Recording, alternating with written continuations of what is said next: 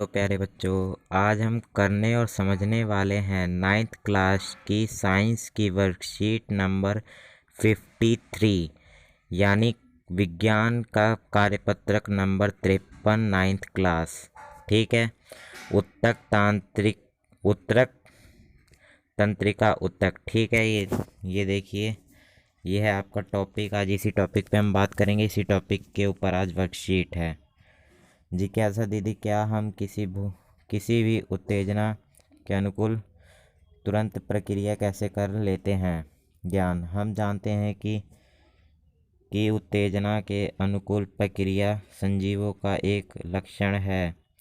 सभी कोशिकाएं उत्तेजना के अनुकूल प्रतिक्रिया करती हैं और शरीर में इन उत्तेजना को शीघ्र एक स्थान से दूसरे स्थान तक पहुंचाने का कार्य एक उत्तक द्वारा होता है, जिसे तंत्रिका उत्तक कहते हैं। ठीक है बेटा, इसमें तंत्रिका उत्तक के बारे में बताया गया है पूरी वर्कशीट में। ये आप ये भी देख सकते हैं। मैं ये हटा दे रहा हूँ, आपको दिख नहीं रहा होगा। ये जो इधर पैसेज दे रखा है, आप इसे देख सकते हैं वीडियो को रोक करके। और यही एक तंत्रिका उत्तक का मतलब डायग्राम दिया हुआ है। इसे आपको बनाना नहीं है, बस समझना है। ठीक है, तो आइए आगे बढ़ते हैं। तो आगे आपका आता है तंत्रिका उत्तक। ठीक है। मस्तिष्क, मेरुज तथा तंत्रिकाएं सभी तंत्रिका उत्तकों की बनी होती हैं। मेरुज और मस्तिष्क। मेरुज मतलब आपकी जो रीढ़ की हड्डी होती है, मस्तिष्क यानी आपका दिमाग। ठीक है। तथा तंत्रिकाएं मतलब आपकी जो कोशिकाएं होती हैं वो। ठीक है। नसें या एक प्रकार से सभी तंत्रिकाएं उत्तक से बनी होती हैं। ये उत्तक से बनी होती हैं बेटा। ठीक है। तंत्रिका उत्तक की इकाई या कोशिकाओं को कोशिकाएं या न्यूरॉन कहते हैं। ठीक है। तंत्रिका उत्तक की इकाई या कोशिकाओं को तंत्रिका कोशिकाई न्यूरॉन कहते हैं। ठीक है। न्यूरॉन। आइए हम ये आगे न्यूरॉन के बारे में बता रखा है। न्यूरॉन की संरचनाएं कैसी होती हैं। ठीक है। हम इस वाले में जानेंगे कि न्यूरॉन की संरचनाएं कैसी होती हैं। तो न्यूरॉन की संरचनाएं, न्यूरॉन के 3 भाग होते हैं। तो पहला ये दे रखा है द्रुमिका, दूसरा कोशिकाएं, तीसरा तंत्रिकाक्ष यानी एक्सान। ठीक है। ये आपको न्यूरॉन का थोड़ा सा डायग्राम दे रखा है। आप इसको देख सकते हैं और इसे बनाना भी है आपको दूसरे पर्सन में। ठीक है। आइए आगे बढ़ते हैं। प्रत्येक न्यूरॉन में एक प्रवर्धन होता है जिसको एक्सान कहते हैं, तथा बहुत सारे छोटी शाखाएं वाले प्रवर्धन होते हैं जिन्हें द्रुमिका कहते हैं। तो न्यूरॉन एक लंबी प्रवर्धन होती है जिसे एक्सान कहा जाता है। न्यूरॉन एक्सान होता है। ठीक है। लंबी न्यूरॉन को एक्सान कहते हैं। ये आप न्यूरॉन देख सकते हैं। यही है एक्सान और न्यूरॉन। ठीक है। यही दोनों है। ठीक है। एक्सान और न्यूरॉन दोनों एक ही है। तथा बहुत सारी छोटी शाखाओं को वाले प्रवर्धन को जिन्हें द्रुमिका कहते हैं। द्रुमिका। ठीक है बेटा। एक तंत्रिका कोशिका 1 मीटर तक लंबी हो सकती है।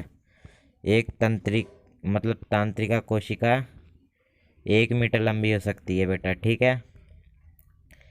बहुत सारे तंत्रिका रेशे संयोजी उत्तक के द्वारा एक साथ मिलकर एक तंत्रिका का निर्माण करते हैं। तंत्रिका तंत्र का निर्माण करती है। जो तंत्रिका रेशे होते हैं वो तंत्रिका का निर्माण करते हैं, और जो तंत्रिका होती है वो तंत्र का निर्माण करती है बेटा। ठीक है।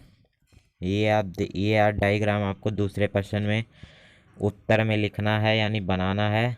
आइए आगे बढ़ते हैं। यह न्यूरॉन के कार्य है। ठीक है। ये न्यूरॉन के कार्य दे रखे हैं, इसको आपको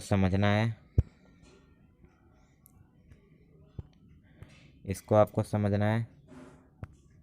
तंत्रिका रेशे से गुजरने वाली संवेदना को तंत्रिका स्पंदन कहते हैं। ठीक है, किसी न्यूरॉन की ध्रुवीय और दूसरे न्यूरॉन का अंतिम सिरा जो सिरा के संपर्क में और तंत्रिक संपदा के मस्तिष्क तक पहुँचते हैं।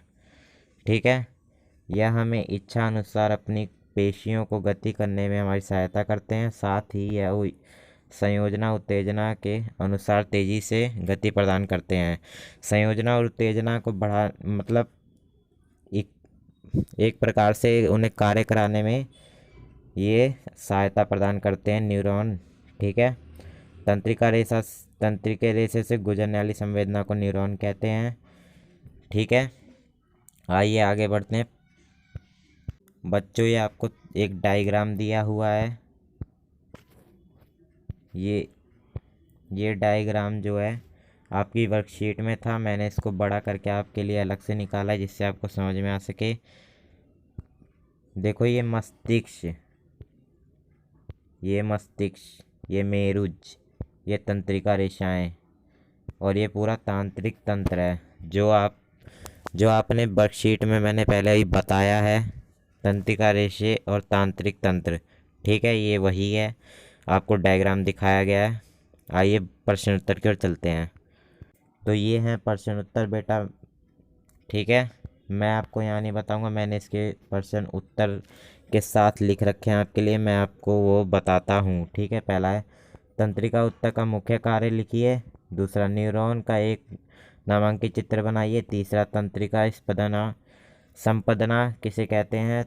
चौथा, तंत्रिका उत्तक किस अंग का निर्माण करता है। ठीक है, ये है आपका पहला प्रश्न, तंत्रिका उत्तक का मुख्य कार्य लिखिए।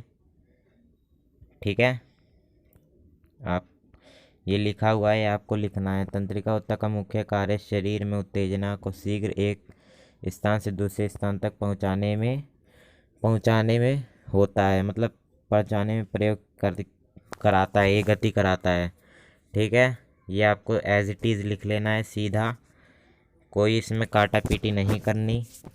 ये आंसर बिल्कुल सही है। ठीक है, ये है आपका दूसरे प्रश्न का उत्तर। जैसा कि मैंने आपको बताया था कि आपको ये डायग्राम न्यूरॉन का यहाँ बनाना पड़ेगा दूसरे प्रश्न में, तो यही है वो डायग्राम जो आपको बनाना है।